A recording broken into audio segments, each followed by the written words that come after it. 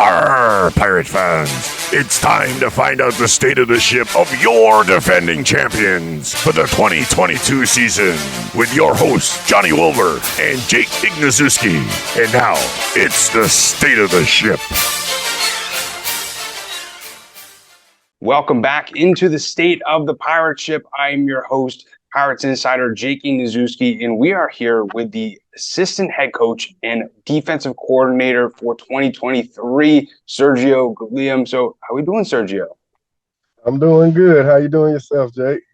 Can't complain. It's crazy how close, the season's starting to creep up. We're getting close to, 144 days or so. Very excited for signings to continue to come in.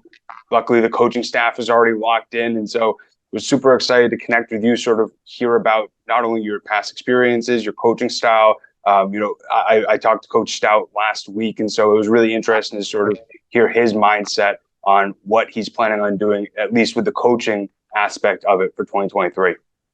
Gotcha. Okay. Yes, sir. And so how's the offseason been going so far? All season been great. I'm located out here in Phoenix, Arizona, so I really can't complain too much about the weather for as what you may be getting used to up in Massachusetts. But I'm coaching high school football. We currently 6-2 right now, 2 games left before going into the playoffs. So hopefully some of this winning tradition down here can rub off that I bring with me up to Massachusetts. And other than that, man, just working normal day like you would and just being a father. I love it. What's the temperature out there right now? I know it can get up to like 105 to like 120. Yeah, we're in our fall season right now, but it's still a little warm and a little chilly at the same time. But I want to say the high today is possibly 80, but still can't complain about that. You may have a little chills. The temperature drop later on tonight. Kind of sound like a forecast person myself right now because I'll be paying attention to it. But it's just been cool and chilly, but I've been enjoying this weather. I'm still wearing shorts. Lucky Doug. Well, on the day that we're recording this is actually like 60 or 70 degrees, which is, obviously unfamiliar in terms of November weather up here in New England. Right. But you mentioned obviously coaching football. You have a family, so I'm curious, what has been sort of your favorite activity, non-football related, during this offseason so far? I would have to say my favorite activity right now has been spending time with my daughter. Anybody that know me know that I'm a daddy first, and if we're outside of football, we're pretty much at soccer. Different type of style of football, but we're at soccer. She enjoyed that, and other than that, just interacting and getting used to the season coming up and getting ready to have that. And you're a defensive coach, so especially with soccer, do you teach her any defense, at least in the soccer game, or if somebody's roughing her up or anything like that, tell her to get back at him or anything?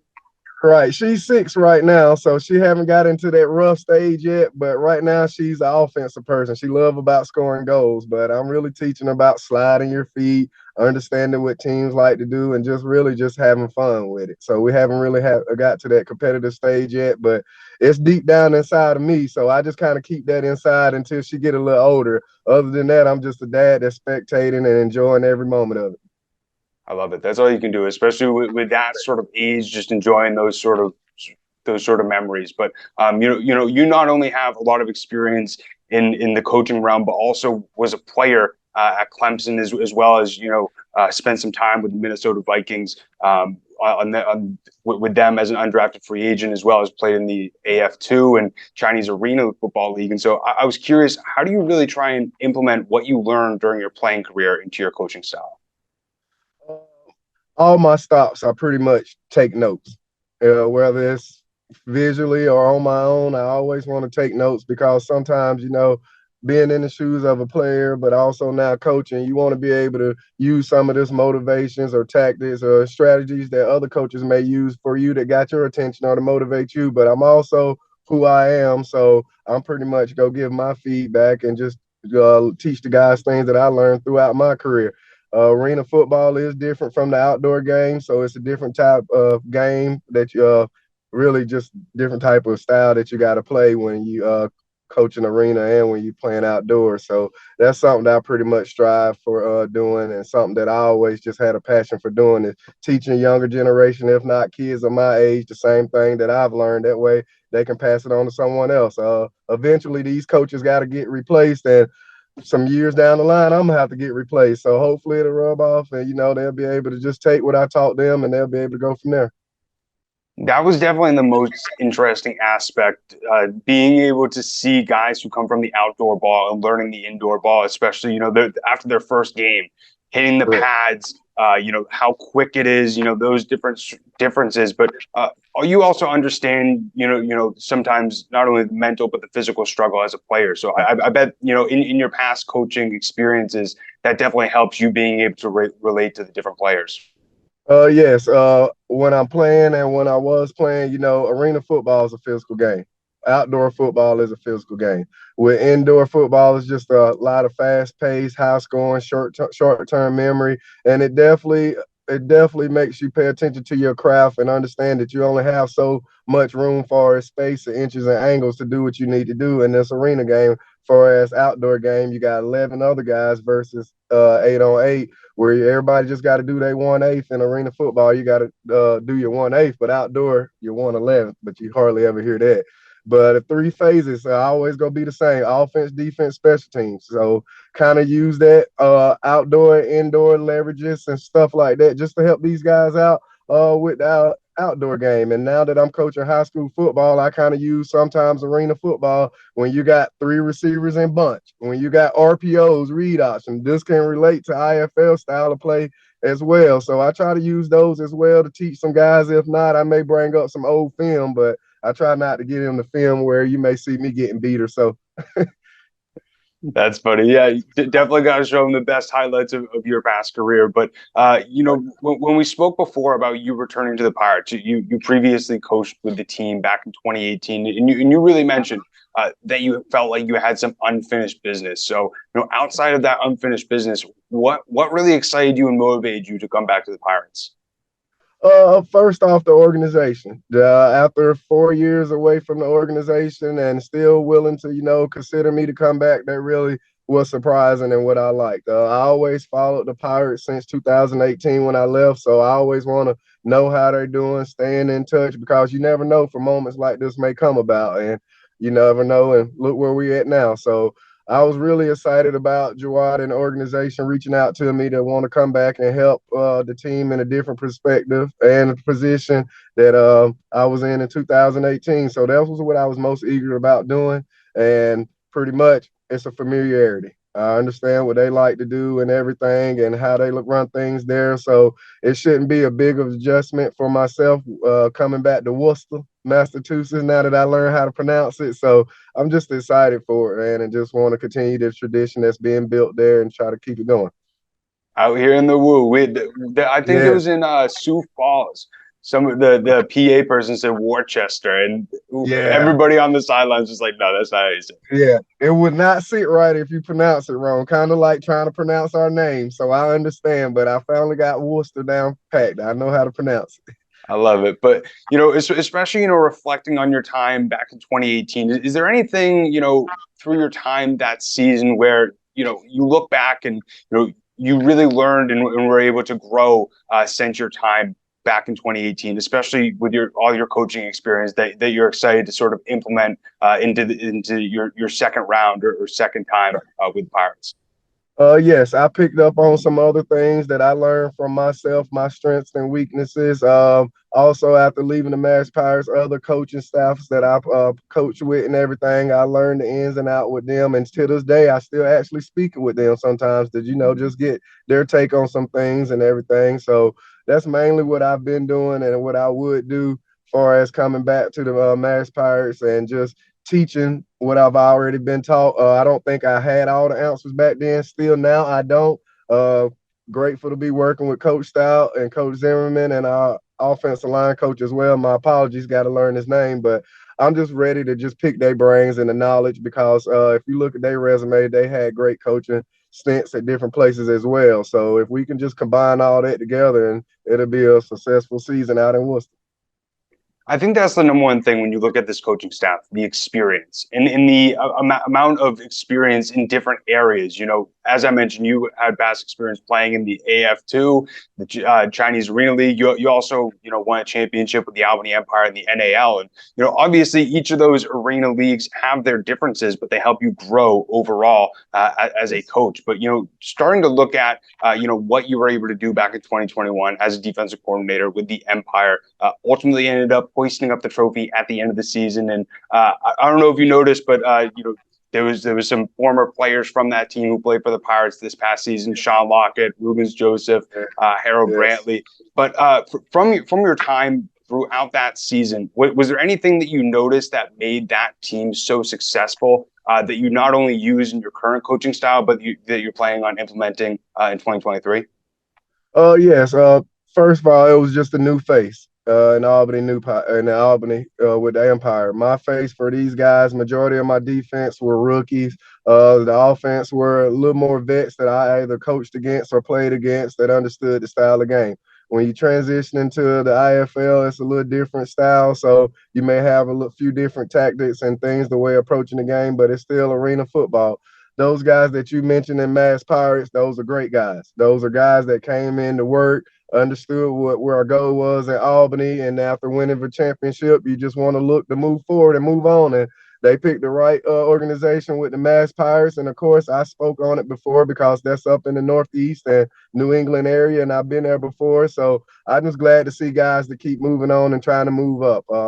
Throughout my career, I got to the point where I realized arena football was my NFL for the rest of my career. So I just made the most of it. And as long as they want you, why not continue to play? So that's how I got to where I was. And just to be able to be around those guys and coaching 1 year, but now I get to sit back and watch them play. It's another great thing to do. Majority of the guys you mentioned, two of them were offensive linemen, but I enjoyed coaching Harold Brantley. He was one of my leaders of my rookies that I had and came in to work every day. And, you know, and that's what you need in these type of games or these type of players. Exactly. And, you know, speaking with Coach Stoute last week, he really mentioned what made the Pirates so successful during 2021 was their chemistry. And, you know, he alluded to that might have been an issue last season, one of the biggest reasons why they had a first round exit. And from your experience, you know, not only with the Empire, but your other coaching stops, what have you seen make a chemistry within the locker room so strong? Just the bonding. As a D coordinator, as a coach, sometimes I know it's a team thing, but I may randomly want to get the defense out together, just to bond and get to learn each other, figure each other out, the personalities. And that's one thing that I've realized that's what makes a championship team. I've been able to have host a trophy playing and host a trophy coaching, and just being around those guys and seeing it from a player and as a coach, I understand that's what you need. Chemistry. You got to bond, whether it's indoor, outdoor.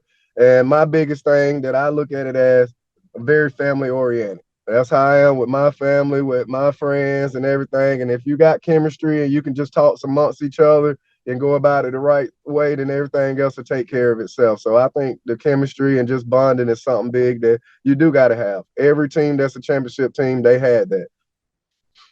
Exactly. And, you know, as I mentioned before, you mentioned that one of the biggest reasons why you wanted to come back to the Pirates was you felt like you had unfinished business. And Coach Stoute said the same exact thing. And especially with both your guys' massive experience within coaching in the arena game, how excited are you to be the assistant head coach to Coach Stoute?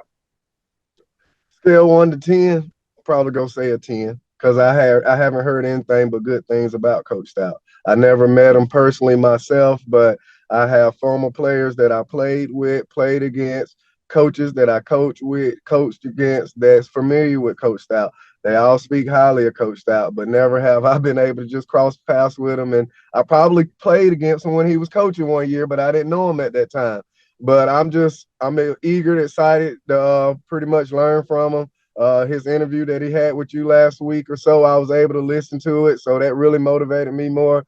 Like you mentioned, the other coaches and their experience, don't know too much of them, but they've been at the highest level. They won before. They've won championships. So anytime you can sit down in a room with guys like this and just be able to talk with them and just pick brains and put everything together for us to have a successful season, I'm open for that anytime.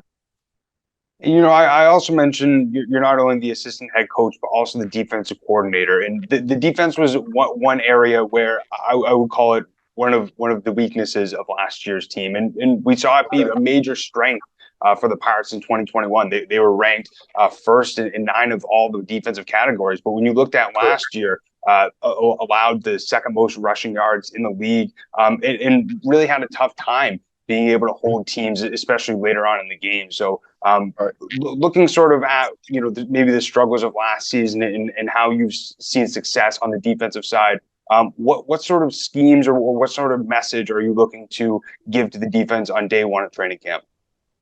Day one, pretty much I watched the season last year when I could. First thing first, I'm gonna let guys know injuries occur. That's something that you all had to deal with last year. And when injuries occur, then that means the next man got to be ready. So you're as good as your backup at every position. So I'm gonna need all 16 guys. Maybe some guys will have to do multiple things, but I'm gonna need you ready at all possible time and then whenever. I think that's a big thing. You got to get that point across. Other than that, last year was last year. We're on to a new season. All right, we got to leave that in the past. I understand that championship year, it was great records that was broken and the defense were top notch and everything, but also the following year you got to change up a few things. I understand teams will have a jump on you now. They may want to do things differently, but also when you have a championship team, sometimes you go keep the same group of guys. Sometimes you're not. So you go out to plug in other guys to just go out to understand and be on the same page and chemistry that you already created and built with an organization or with players or coaching staff. So that's my main focus that I want to get across. Open door, come to me at all times if you need anything. That way we'll have everything laid out or how we want to do everything and go from there. So those are the main things that I'm looking for, just getting across and introducing myself, not only to the staff, but to the players. And we just plug it in and go from there. We got to be professionals. This is a professional sport. So that's the best way to go about it.